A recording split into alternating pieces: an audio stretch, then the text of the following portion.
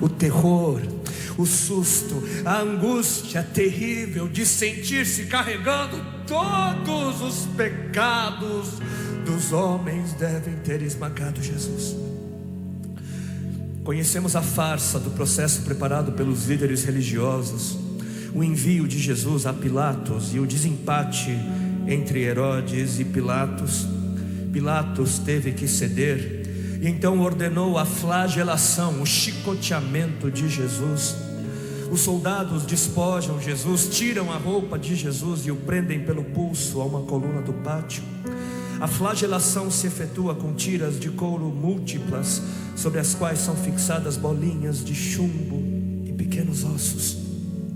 Os carrascos devem ter sido 2, um de cada lado e de diferente estatura, e golpeiam com chibatadas a pele já alterada por milhões de microscópicas hemorragias do suor de sangue.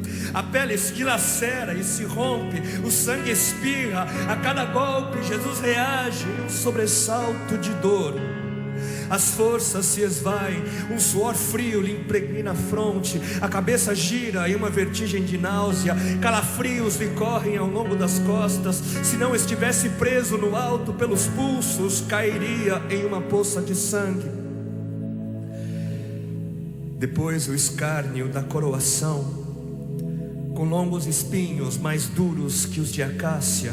Os algozes entrelaçam uma espécie de capacete e o aplicam sobre a cabeça de Jesus. Os espinhos penetram no couro cabeludo, fazendo-o sangrar, e os cirurgiões sabem o quanto sangra o couro cabeludo. Pilatos, depois de ter mostrado aquele homem dilacerado à multidão feroz, o entrega para ser crucificado. Colocam sobre os ombros de Jesus o grande braço horizontal da cruz, que pesa uns 50 quilos. A estaca vertical já está plantada sobre o Calvário. Jesus caminha com os pés descalços pelas ruas de terreno irregular, cheia de pedregulhos. Os soldados o puxam com as cordas. O percurso é de cerca de 600 metros. Jesus, fatigado, arrasta um pé após o outro. Frequentemente cai sobre os joelhos e os seus ombros estão cobertos de chagas, de ferimentos. Quando ele cai por terra, a viga lhe escapa, escorrega e lhe esfola o dorso. Sobre o Calvário tem início a crucificação.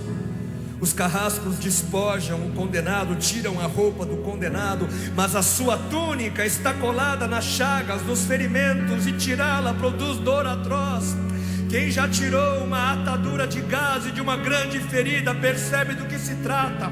Cada fio do tecido adere, cola a carne viva, e ao levarem a túnica se laceram as terminações nervosas postas em descoberto pelas chagas. Os carrascos dão um puxão violento e há um risco de toda aquela dor provocar uma síncope. Mas ainda não é o fim. O sangue volta a escorrer. Jesus é deitado de costas. As suas chagas se incrustam de pequenos elementos. Depositam-no sobre o braço horizontal da cruz. Os algozes tomam as medidas. Com uma broca é feito um furo na madeira para facilitar a penetração dos pregos. Os carrascos pegam um longo prego pontudo e quadrado, apoiam-no sobre o pulso de Jesus e com um golpe certeiro de martelo o plantam e o rebatem sobre a madeira. Jesus deve ter contraído o rosto assustadoramente. O nervo mediano foi lesado.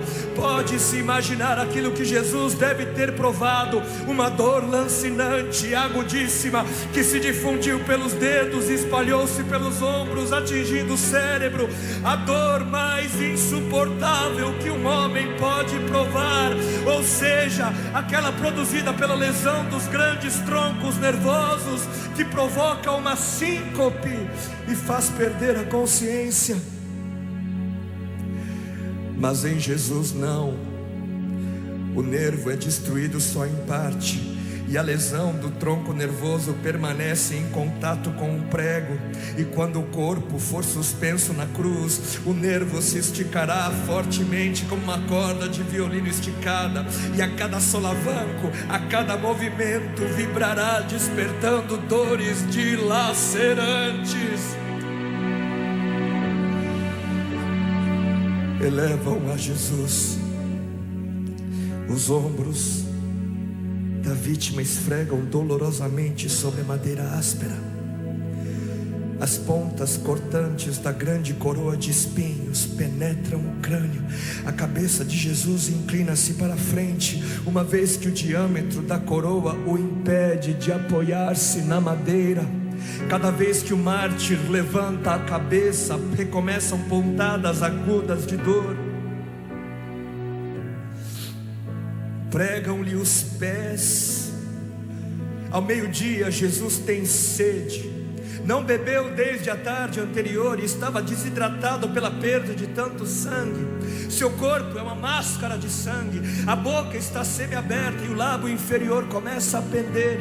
A garganta seca lhe queima, mas ele não pode engolir, tem sede. Um soldado lhe estende sobre a ponta de uma vara uma esponja com bebida ácida de uso entre os militares. Tudo aquilo é uma tortura atroz. De repente, um estranho fenômeno se produz no corpo de Jesus. Os músculos dos braços se enrijecem em uma contração que vai se acentuando, os bíceps esticados e levantados, os dedos se curvando.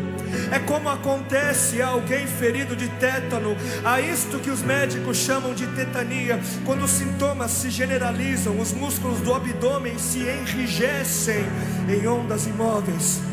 Em seguida, os músculos entre as costelas, depois os do pescoço e finalmente os músculos respiratórios se enrijecem. A respiração se faz pouco a pouco mais curta. O ar entra, mas não consegue mais sair. Jesus respira com o ápice dos pulmões. Tem sede de ar como um asmático em plena crise. Seu rosto pálido pouco a pouco se torna vermelho, depois se transforma num violeta purpúreo. Jesus é envolvido pela asfixia. Seus pulmões cheios de ar não podem mais esvaziar-se. A fronte está impregnada de suor, os olhos saem fora de órbita. Mas de repente algo acontece. De repente algo acontece. Lentamente, com um esforço sobre-humano, Jesus toma um ponto de apoio sobre o prego dos pés. Ele esforça-se a pequenos golpes, se eleva aliviando a tração dos braços. Os músculos do tórax se distendem, a respiração torna-se mais ampla e profunda, os pulmões se esvaziam e o rosto recupera a palidez inicial. Mas por quê? Por que este esforço? Por quê? Porque Jesus quer bradar: Pai, perdoa-lhes porque não sabem o que fazem. E logo em seguida o corpo de Jesus começa a afrouxar-se de novo e a asfixia recomeça.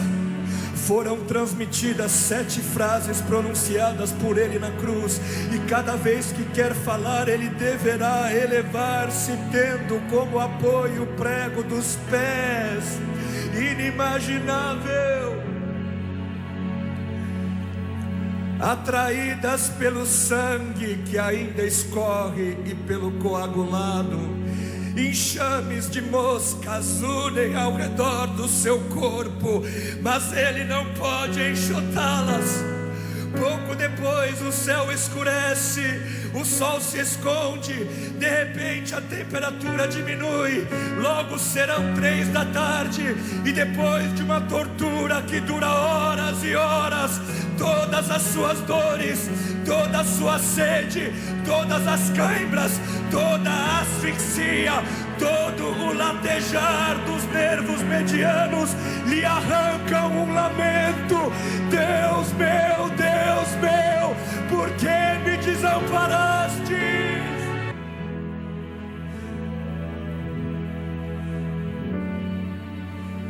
Jesus grita: está consumado. E em seguida, num grande brado, diz: Pai, nas tuas mãos entrego o meu espírito.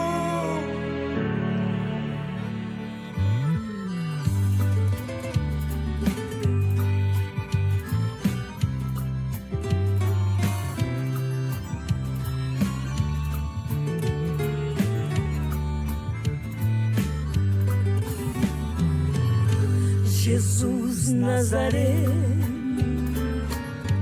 pregado na cruz,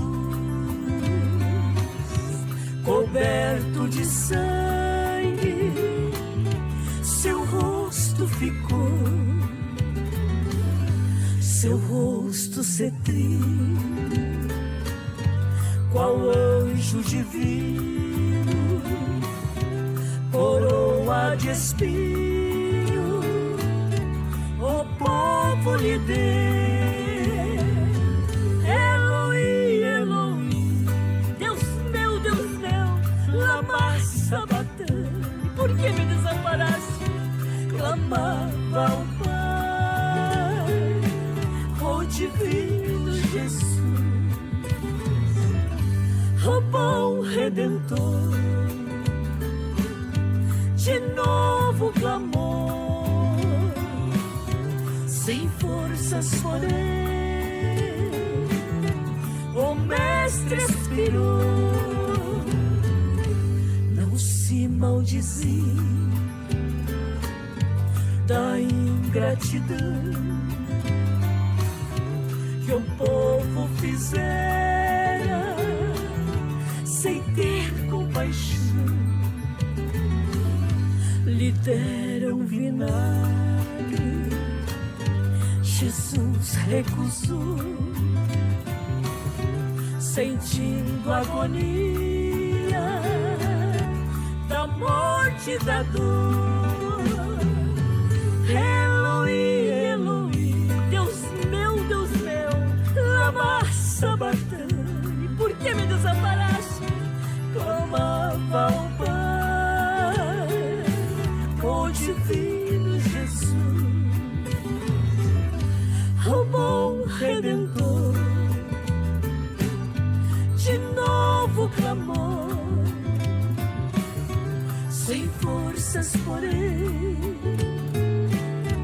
o mestre expirou.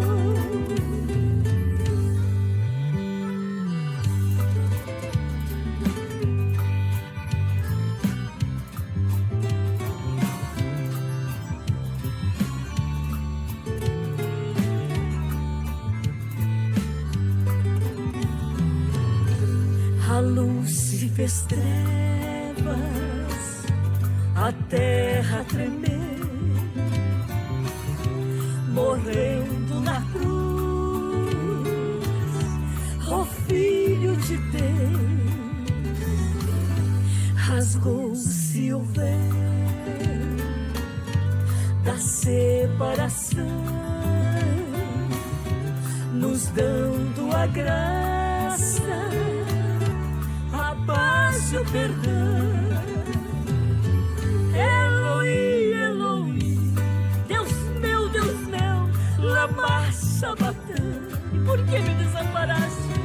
Clamava o Pai, o divino Jesus, o bom Redentor. De novo clamou, sem forças porém, o mestre expirou.